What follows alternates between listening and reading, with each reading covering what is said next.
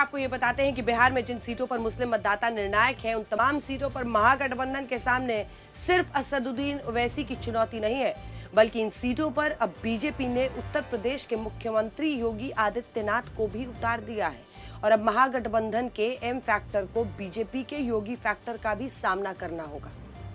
आज मुख्यमंत्री योगी आदित्यनाथ ने माफिया शहाबुद्दीन का गढ़ माने जाने वाले सिवान में रैली की, जहां उनका स्वागत बुलडोजर से हुआ और इस तरह बीजेपी के समर्थकों ने मुख्यमंत्री योगी आदित्यनाथ को बुलडोजर से सलामी ही दे डाली।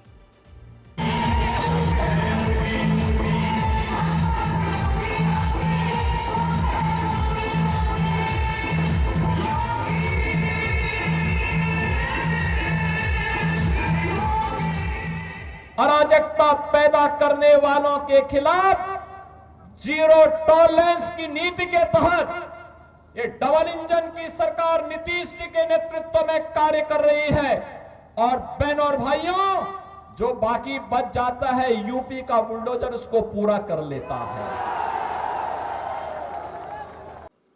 इस रैली में योगी आदित्यनाथ ने अपने भाषण में माफिया शहाबुद्दीन से लेकर बाबर औरंगजेब तक का जिक्र किया। सबसे पहले उन्होंने इस बात पर हैरानी जताई कि सिवान की रघुनाथपुर सीट से आरजेडी ने शहाबुद्दीन के बेटे उसामा शहाब को उम्मीदवार बनाया है और उन्होंने उसामा शहाब का नाम लेते हुए यह भी कहा कि जैसा नाम वैसा काम। यानी मुख्यमंत्री योगी आदित्यनाथ ने यहाँ उसामा नाम की तुलना उसामा बिन लादेन के नाम से कर दी।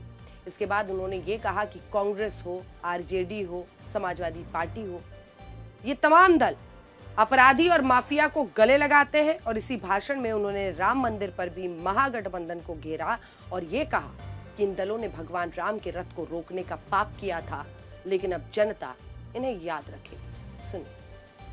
आरजेडी ने राम मंदिर के रथ को रोकने का पाप किया था। आरजेडी ने पाप किया था। कांग्रेस कहती थी कि राम तो हुए ही नहीं।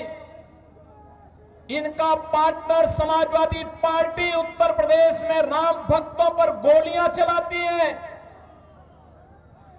और ये लोग जब भी इन्हें अवसर मिला, एक ने बिहार के अंदर, एक ने उत्तर प्रदेश के अंदर, वहां के नौजवानों के सामने, वहां के नागरिकों के सामने पहचान का संकट खड़ा किया।